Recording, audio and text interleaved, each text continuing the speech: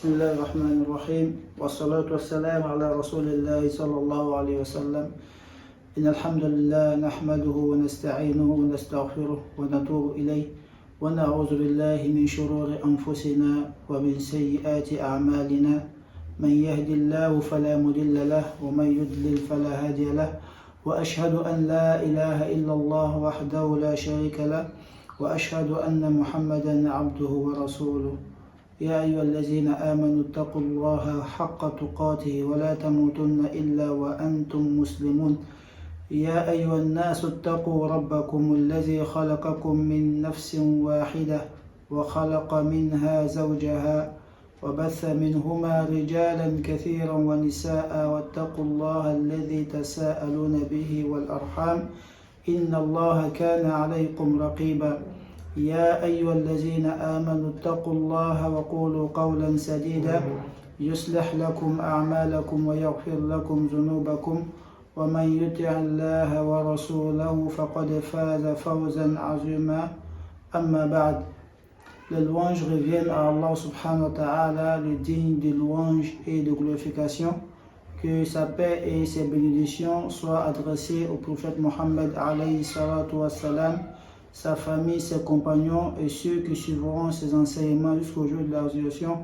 Bienvenue très chers frères et sœurs à la fois dans notre série de lectures sur le livre A'lam as-Sunnah al-Manshura l'Itiqad al-Ta'ifatu al-Najiyah du Cheikh al-Hafiz al-Hakami rahimahullah ta'ala.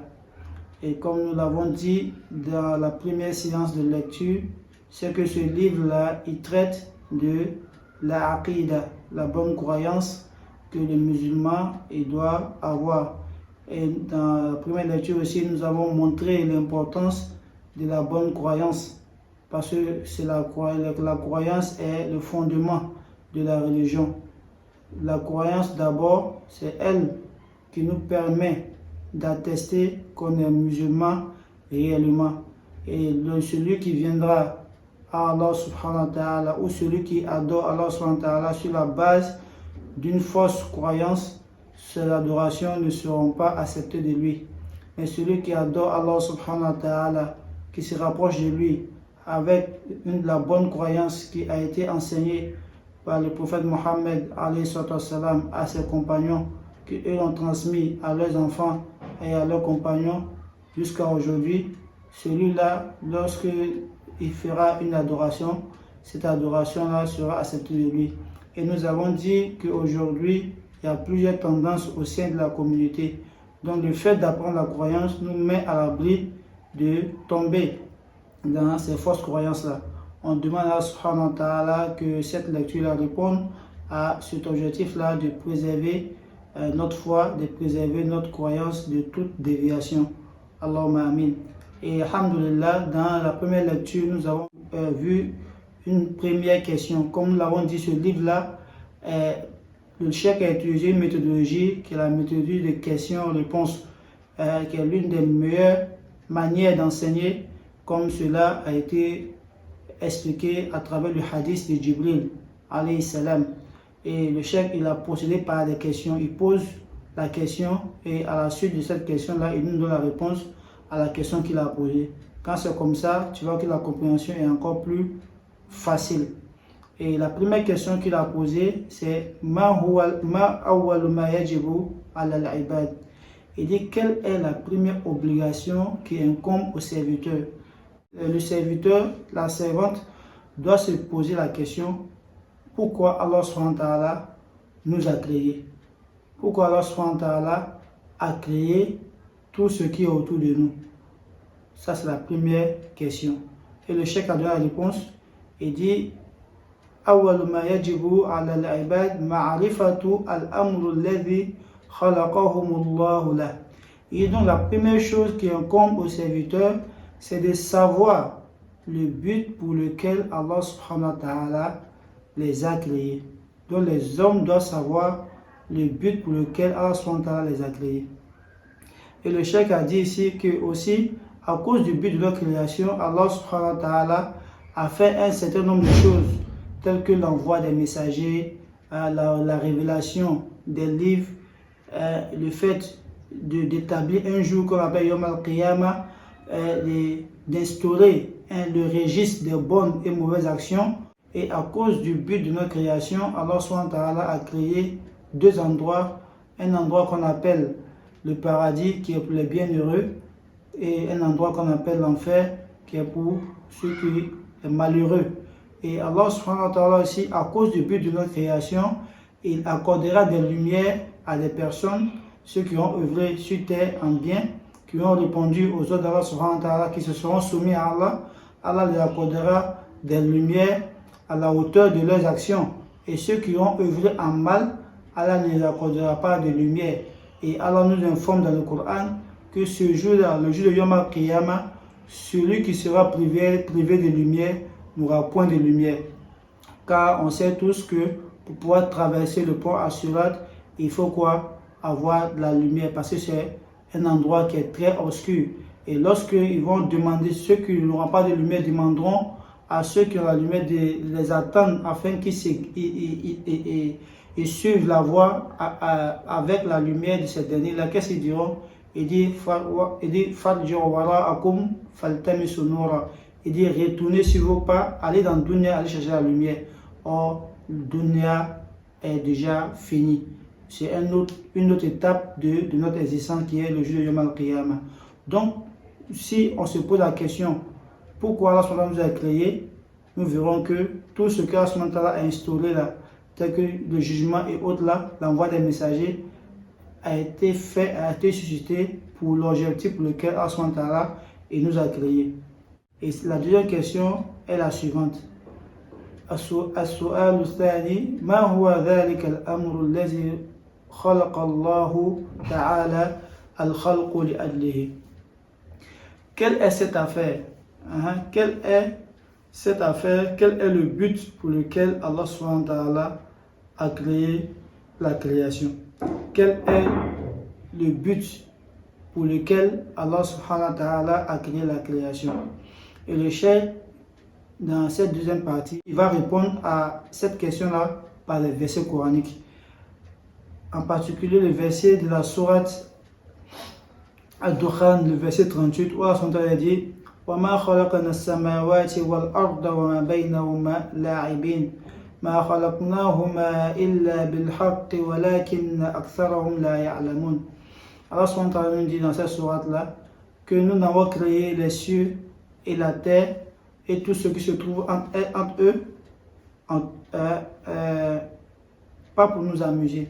Voilà, nous avons créé les cieux et la terre et tout ce qui se trouve entre eux, pas pour nous amuser. ما خلقناهما إلا بالحق ولكن أكثرهم لا يعلمون.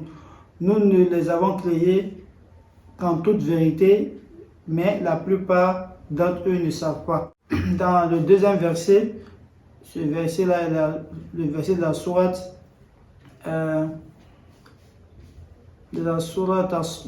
Sad, le verset 27, où Allah dit وَمَا خَلَقْنَا السَّمَاءَ وَالْأَرْضَ وَمَا بَيْنَهُمَا بَاطِلًا. Nous n'avons créé le ciel et la terre et ce qui est entre eux en vain. Nous n'avons créé le ciel et la terre et ce qui se trouve entre eux en vain. ذَلِكَ ظَنُّ الَّذِينَ كَفَرُوا. Il dit ceux qui pensent que Allah subhanahu wa ta'ala a créé le ciel et la terre, il dit ceux-là, ce sont les mécréants. Ça, c'est la pensée des mécréants, des kafirs. Et dans le troisième verset, il dit وَقَالَ تَعَالَى وَخَلَقَ اللَّهُ السَّمَاوَاتِ وَالْأَرْضَ بِالْحَقِّ لِتُجْزَى كُلُّ نَفْسٍ بِمَا كَسَبَتْ وَهُمْ لَا يُظْلَمُونَ. Il dit Allah subhanahu wa ta'ala a créé les cieux et la terre en toute vérité, afin que toute âme soit rétribuée de ce qu'elle aura accompli, et ils ne seront point lésés. Donc Allah nous dit dans ce verset qu'il a créé les cieux et la terre. Il a créé les cieux et la terre afin, en toute vérité, afin que chaque âme soit rétribuée de ce qu'elle aura accompli et qu'elle ne soit pas lésée. Ça, c'est la sourate Jathiyah, verset 22. Et enfin, Allah subhanahu wa ta'ala dit Qala ta'ala wa ma khalaqtul jinna wal insa illa liya'budun. Ça c'est la sourate Al-Dhariyat. Wa ma khalaqtul jinna wal insa illa liya'budun. Je n'ai créé les djinns et les hommes que pour qu'ils m'adorent. Al-Ayat.